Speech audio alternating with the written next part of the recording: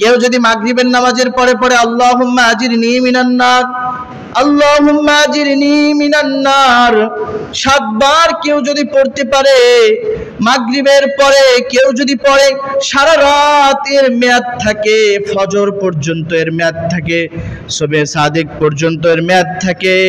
কেউ যদি 7 বার পড়ে মাগরিবের পরে, রাতের গভীরে যদি তার মরণ হয়, হঠাৎ যদি আজরাইল তার কাছে সাক্ষাৎ করে, বন্ধু রাতের অন্ধকারে ঘুমের মধ্যে কত মানুষ ইন্তেকাল করলো, কত মানুষতে হার্ট ব্লক হয়ে গেল, সে নিজেও জানে না, ব্রেন স্ট্রোক করলো, আবার কেউ কেউ হার্ট স্ট্রোক করে মারা গেল।